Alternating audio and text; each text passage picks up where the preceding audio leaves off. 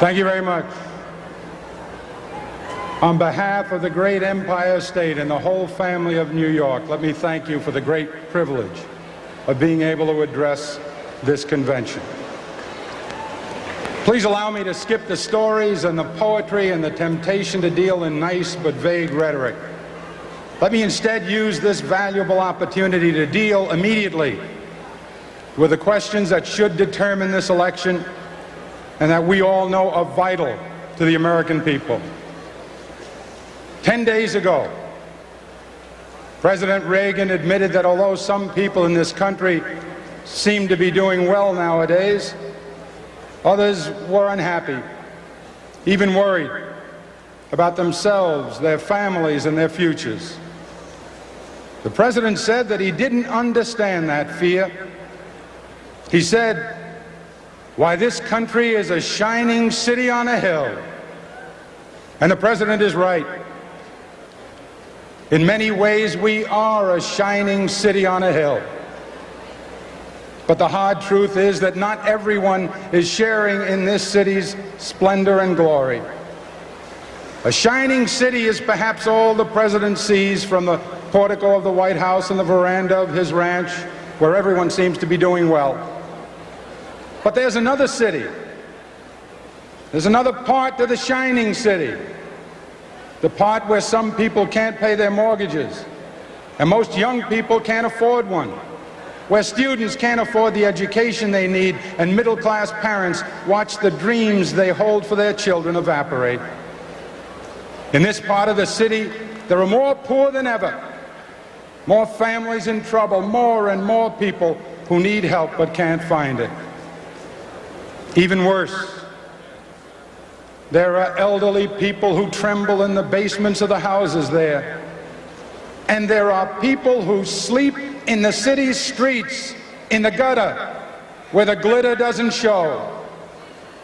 There are ghettos where thousands of young people without a job or an education give their lives away to drug dealers every day. There is despair, Mr. President, in the faces that you don't see, in the places that you don't visit, in your shining city. In fact, Mr. President, this is a nation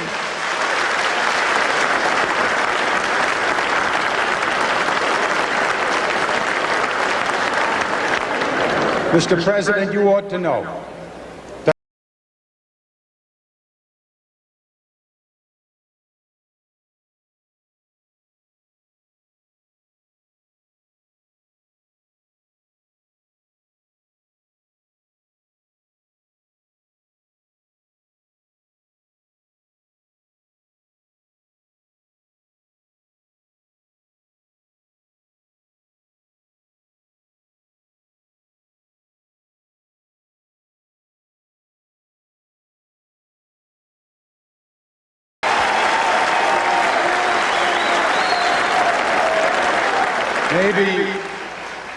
maybe, Mr. President, if you stopped in at a shelter in Chicago and spoke to the homeless there, maybe, Mr. President, if you asked a woman who had been denied the help she needed to feed her children because you said you needed the money for a tax break for a millionaire or for a missile we couldn't afford to use.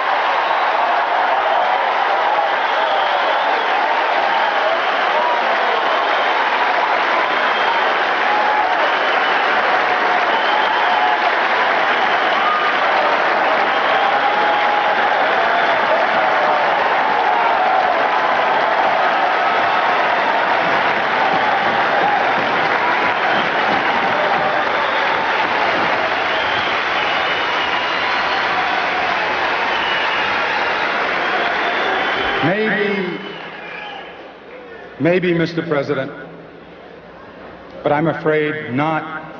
Because the truth is, ladies and gentlemen, that this is how we were warned it would be.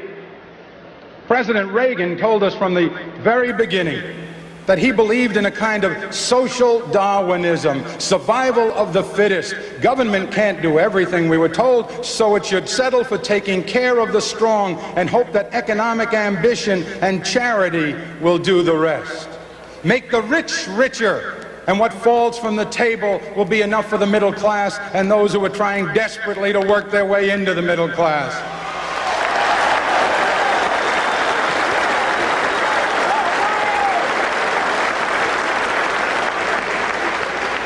You know, the Republicans called it trickle-down when Hoover tried it. Now they call it supply side, but it's the same shining city for those relative few who are lucky enough to live in its good neighborhoods. But for the people who are excluded, for the people who are locked out, all they can do is stare from a distance at that city's glimmering towers. It's an old story. It's as old as our history. The difference between Democrats and Republicans has always been measured in courage and confidence. The Republicans believe that the wagon train will not make it to the frontier unless some of the old, some of the young, some of the weak are left behind by the side of the trail. The strong, they tell us, will inherit the land. We Democrats believe in something else. We Democrats believe that we can make it all the way with the whole family intact, and we have more than once.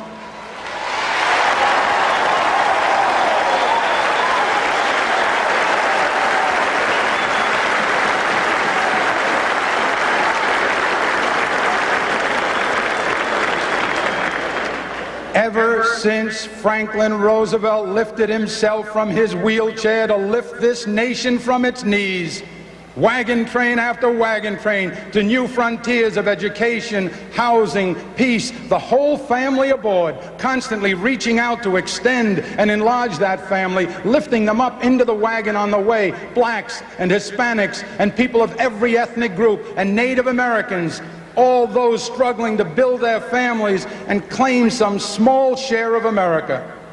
For nearly 50 years, we carry them all to new levels of comfort and security and dignity, even affluence. And remember this, some of us in this room today are here only because this nation had that kind of confidence, and it would be wrong to forget that.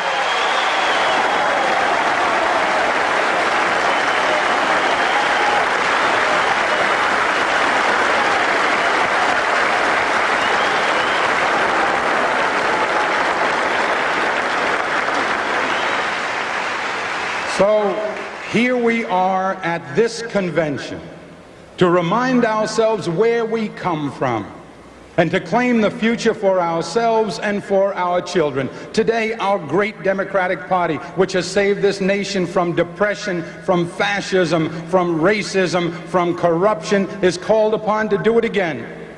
This time to save the nation from confusion and division, from the threat of eventual fiscal disaster, and most of all, from the fear of a nuclear holocaust.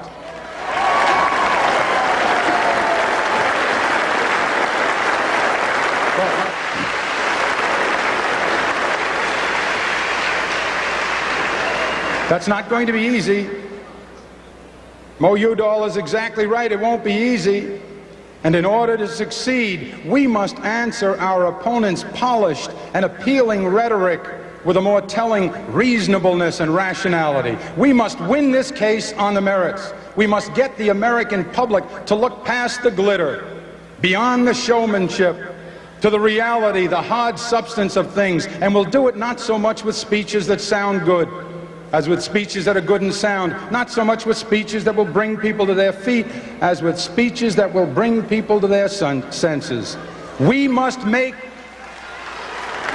the American people hear our tale of two cities. We must convince them that we don't have to settle for two cities, that we can have one city, indivisible, shining for all of its people. Now,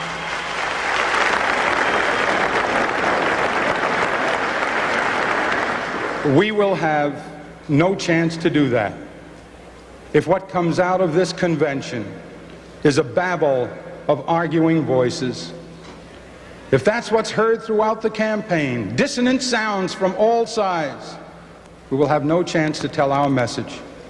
To succeed, we will have to surrender some small parts of our individual interests to build a platform that we can all stand on at once and comfortably, proudly singing out,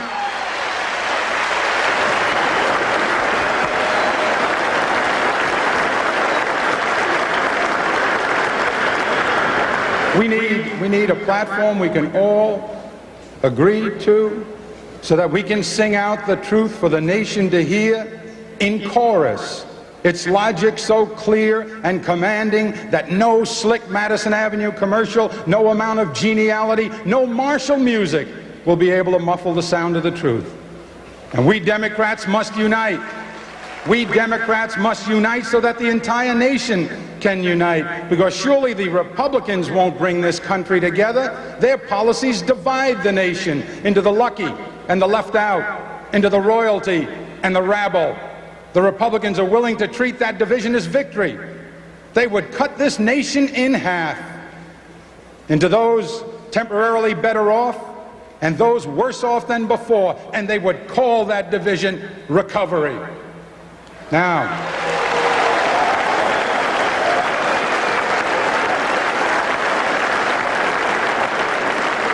we should not be embarrassed or dismayed or chagrined if the process of unifying is difficult, even wrenching at times. Remember that unlike any other party, we embrace men and women of every color, every creed, every orientation, every economic class. In our family are gathered everyone from the abject poor of Essex County in New York to the enlightened affluent of the Gold Coast at both ends of the nation. And in between is the heart of our constituency, the middle class, the people not rich enough to be worry-free, but not poor enough to be on welfare.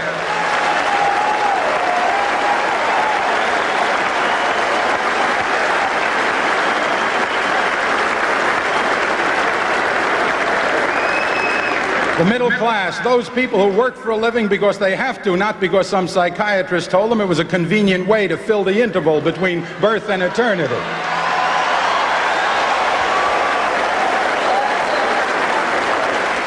White collar and blue collar, young professionals, men and women in small business, desperate for the capital and contracts that they need to prove their worth. We speak for the minorities who have not yet entered the mainstream. We speak for ethnics who want to add their culture to the magnificent mosaic that is America. We speak for women who are indignant that this nation refuses to etch into its governmental commandments the simple rule, thou shalt not sin against equality. A rule so simple.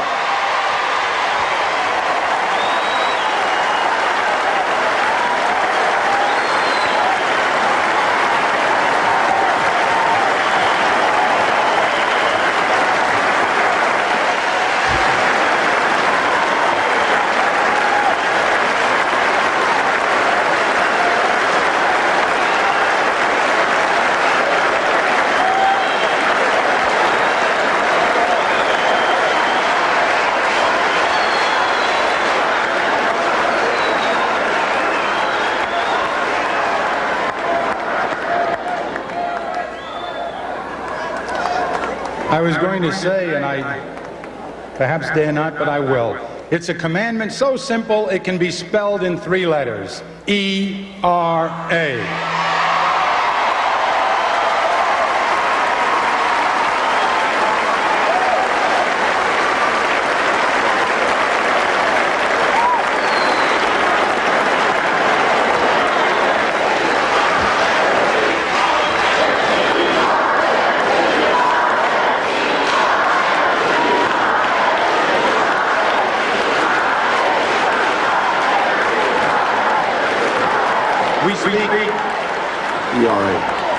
We speak for young people demanding an education and a future. We speak for senior citizens. We speak for senior citizens who are terrorized by the idea that their only security, their social security, is being threatened. We speak for millions of reasoning people, fighting to preserve our environment from greed and from stupidity.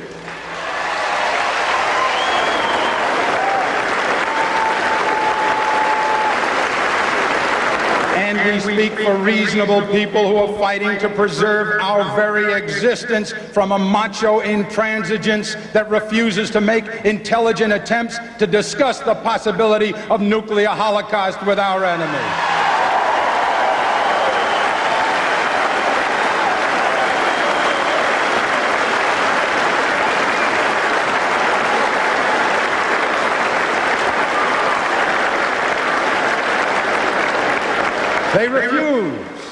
They refuse because they believe we can pile missiles so high that they will pierce the clouds, and the sight of them will frighten our enemies into submission. Now, we're proud of this diversity as Democrats. We're grateful for it. We don't have to manufacture it the way the Republicans will next month in Dallas by propping up mannequin delegates on the convention floor.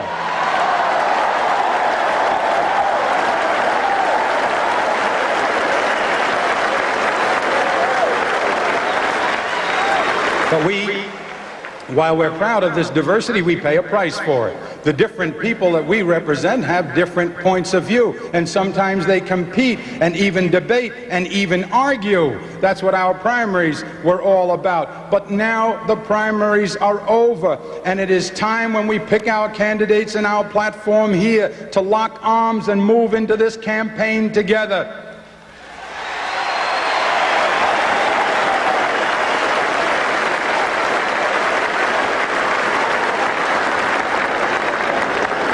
If you need any more inspiration to put some small part of your own difference aside to create this consensus, then all you need to do is to reflect on what the Republican policy of divide and cajole has done to this land since 1980. Now, the President has asked the American people to judge him on whether or not he's fulfilled the promises he made 4 years ago. I believe as Democrats we ought to accept that challenge, and just for a moment let us consider what he has said and what he's done. Inflation is down since 1980, but not because of the supply side miracle promised to us by the President. Inflation was reduced the old-fashioned way, with a recession, the worst since 1932. How did we could have brought inflation down that way. How did he do it? 55,000 bankruptcies, 2 years of massive unemployment, 200,000 farmers and ranchers forced off the land, more homeless than at any time since the Great Depression in 1932, more hungry. In this world of enormous affluence, the United States of America, more hungry, more poor, most of them women. And he paid one other thing, a nearly $200 billion deficit threatening our future. Now, we must make the American people understand this deficit, because they don't. The President's deficit is a direct and dramatic repudiation of his promise in 1980 to balance the budget by 1983. How large is it? The deficit is the largest in the history of the universe. President Carter's last budget had a deficit less than 1/3 of this deficit. It is a deficit that, according to the President's own fiscal advisor, may grow to as much as $300 billion a year for as far as the eye can see. And ladies and gentlemen, it is a debt so large that is almost 1/2 of the money we collect from the personal income tax each year goes just to pay the interest. It is a mortgage on our children's future that can be paid only in pain, and that could bring this nation to its knees. Now, don't take my word for it. I'm a Democrat. Ask the Republican investment bankers on Wall Street what they think the chances of this recovery being permanent are.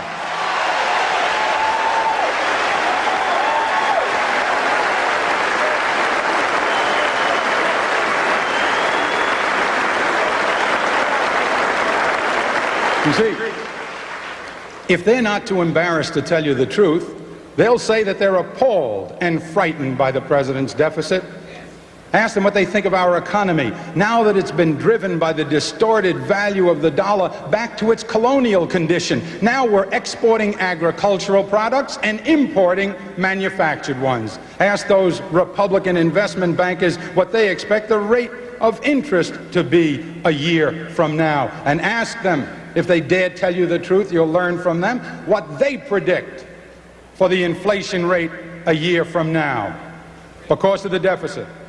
Now, how important is this question of the deficit? Think about it practically.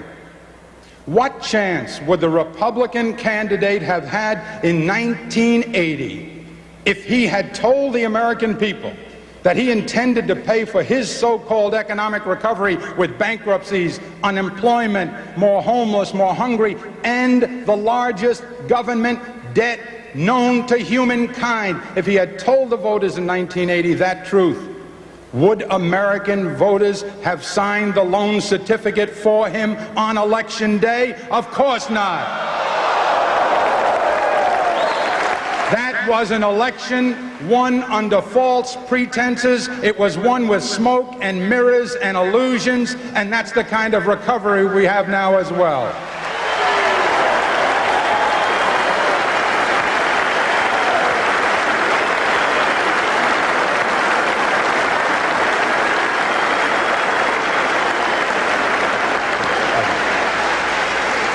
What about foreign policy?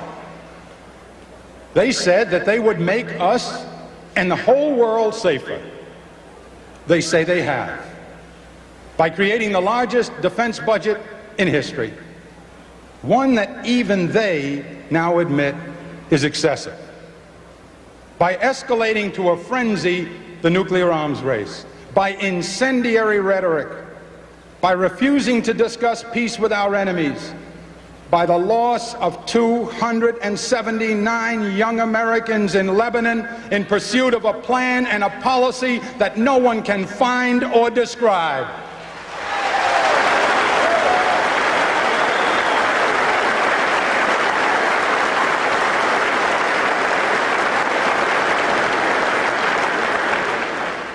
We give money to Latin American governments that murder nuns, and then we lie about it.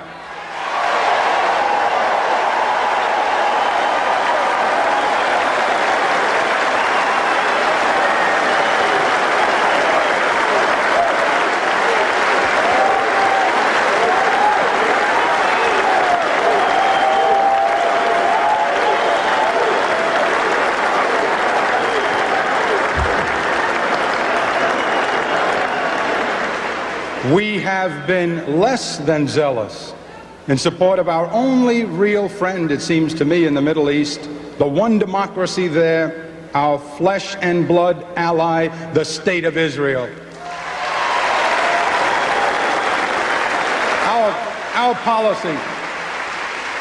Our foreign policy drifts with no real direction other than an hysterical commitment to an arms race that leads nowhere if we're lucky. And if we're not, it could lead us into bankruptcy or war. Of course we must have a strong defense. Of course Democrats are for a strong defense. Of course Democrats believe that there are times that we must stand and fight, and we have. Thousands of us have paid for freedom with our lives. But always, when this country has been at its best, our purposes were clear. Now they're not. Now our allies are as confused as our enemies. Now we have no real commitment to our friends or to our ideals, not to human rights, not to the refuseniks, not to Sakharov, not to Bishop Tutu and the others struggling for freedom in South Africa.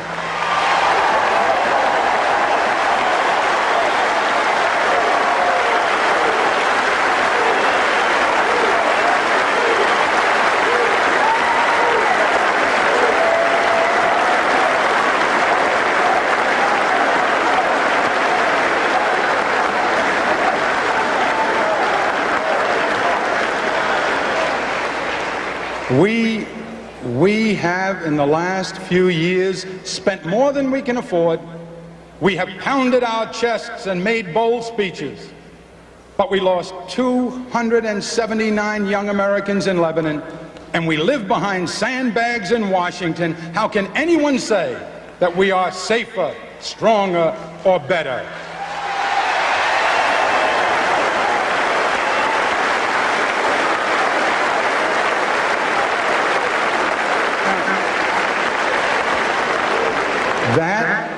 That is the Republican record.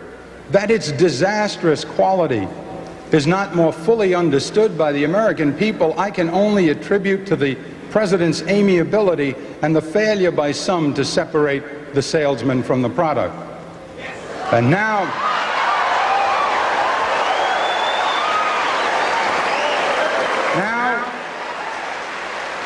it's up to us.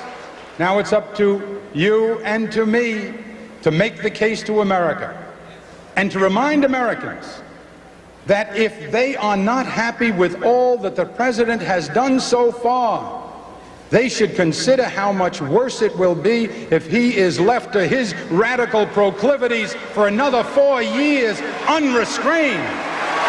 Unrestrained.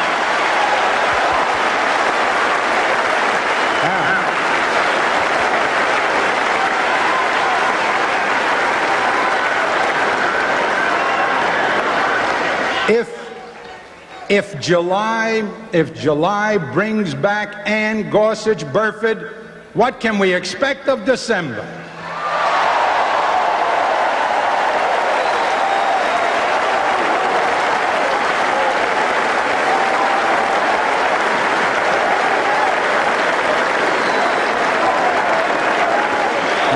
Where would another 4 years take us? Where would 4 years more take us? How much larger will the deficit be?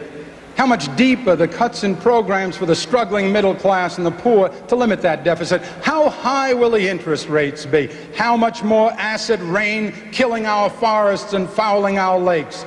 And ladies and gentlemen, please think of this. The nation must think of this. What kind of Supreme Court will we have?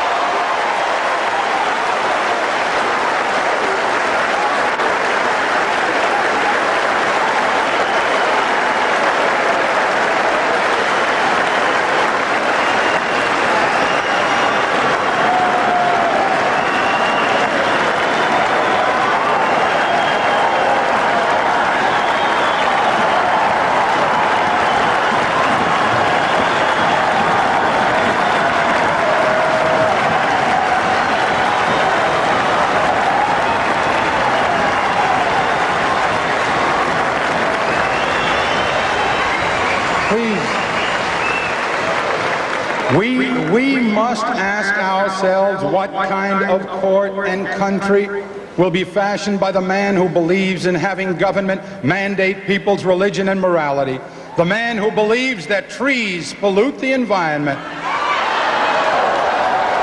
the man that believes that the laws against discrimination against people go too far, a man who threatens Social Security and Medicaid and help for the disabled. How high will we pile the missiles? How much deeper will the gulf be between us and our enemies? And ladies and gentlemen, will 4 years more make meaner the spirit of the American people?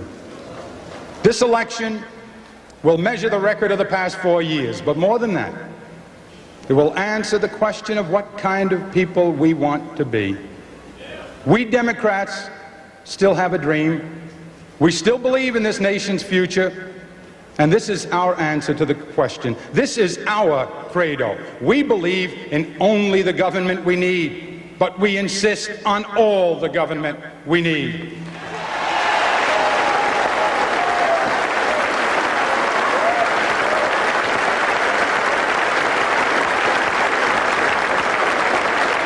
We believe in a government that is characterized by fairness and reasonableness, a reasonableness that goes beyond labels, that doesn't distort or promise to do things that we know we can't do.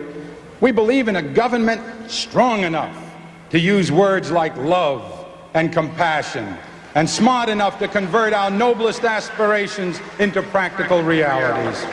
We believe in encouraging the talented But we believe that while survival of the fittest may be a good working description of the process of evolution, a government of humans should elevate itself to a higher order.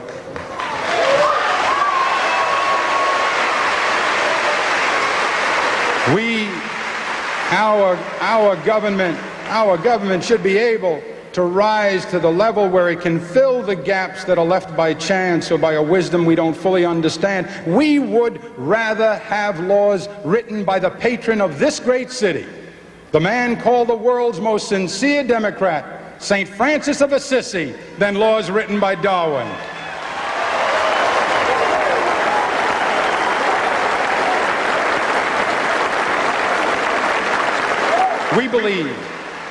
We believe as Democrats that a society as blessed as ours, the most affluent democracy in the world's history, one that can spend trillions on instruments of destruction, ought to be able to help the middle class in its struggle, ought to be able to find work for all who can do it, room at the table, shelter for the homeless, care for the elderly and infirm, and hope for the destitute. And we proclaim as loudly as we can the utter insanity of nuclear proliferation and the need for a nuclear freeze, if only to affirm the simple truth that peace is better than war because life is better than death.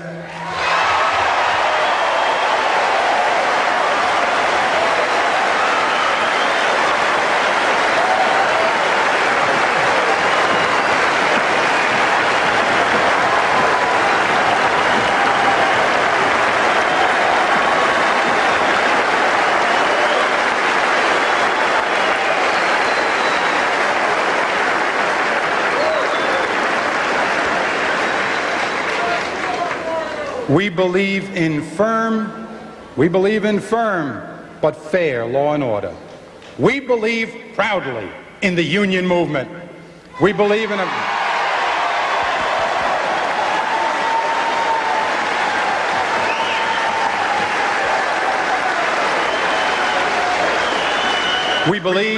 We believe in privacy for people, openness by government. We believe in civil rights, and we believe in human rights.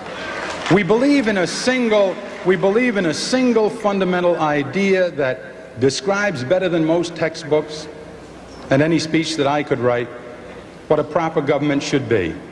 The idea of family, mutuality, the sharing of benefits and burdens for the good of all, feeling one another's pain, sharing one another's blessings reasonably, honestly, fairly, without respect to race or sex or geography or political affiliation. We believe we must be the family of America, recognizing that at the heart of the matter we are bound one to another, that the problems of a retired school teacher in Duluth are our problems, that the future of the child in Buffalo is our future, that the struggle of a disabled man in Boston to survive and live decently is our struggle, that the hunger of a woman in Little Rock is our hunger, that the failure anywhere to provide what reasonably we might to avoid pain is our failure. Now, for 50 years, we Democrats created a better future for our children using traditional democratic principles as a fixed beacon, giving us direction and purpose, but constantly innovating, adapting to new realities. Roosevelt's alphabet programs, Truman's NATO and the GI Bill of Rights, Kennedy's intelligent tax incentives and the Alliance for Progress, Johnson's civil rights, Carter's human rights, and the nearly miraculous Camp David peace accord. Democrats did it.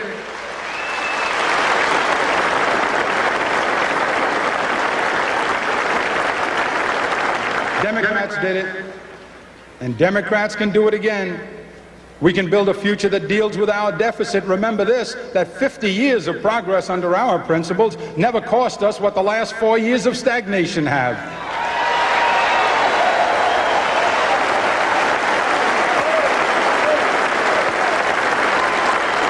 And we can deal with the deficit intelligently by shared sacrifice, with all parts of the nation's family contributing, building partnerships with the private sector, providing a sound defense without depriving ourselves of what we need to feed our children and care for our people, we can have a future that provides for all the young of the present by marrying common sense and compassion. We know we can, because we did it for nearly 50 years before 1980, and we can do it again. If we do not forget that this entire nation has profited by these progressive principles, that they helped lift up generations to the middle class and higher, that they gave us a chance to work, to go to college, to raise a family, to own a house, to be secure in our old age, and before that to reach heights that our own parents would not have dared dream of. That struggle to live with dignity is the real story of the shining city. And it's a story, ladies and gentlemen, that I didn't read in a book or learn in a classroom. I saw it and lived it like many of you. I watched a small man with thick calluses on both his hands work 15 and 16 hours a day. I saw him once literally bleed from the bottoms of his feet. A man who came here uneducated, alone, unable to speak the language, who taught me all I needed to know about faith and hard work by the simple eloquence of his example. I learned about our kind of democracy from my father, and I learned about our obligation to each other from him and my mother. They asked only for a chance to work and to make the world better for their children.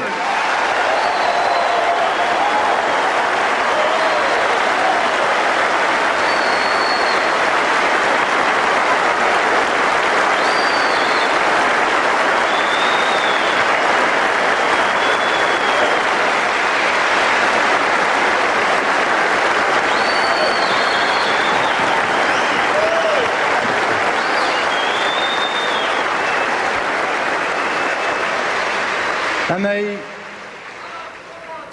they asked to be protected in those moments when they would not be able to protect themselves. This nation and this nation's government did that for them, and that they were able to build a family and live in dignity and see one of their children go from behind their little grocery store in South Jamaica on the other side of the tracks where he was born to occupy the highest seat in the greatest state, in the greatest nation, in the only world we know, is an ineffably beautiful tribute to the democratic process.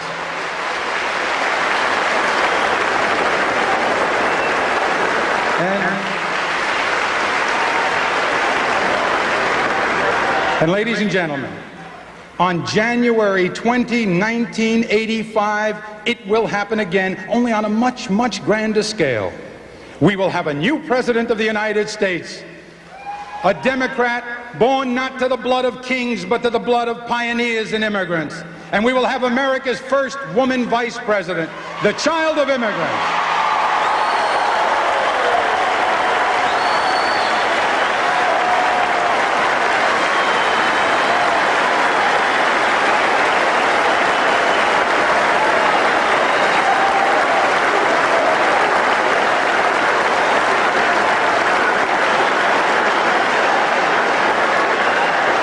And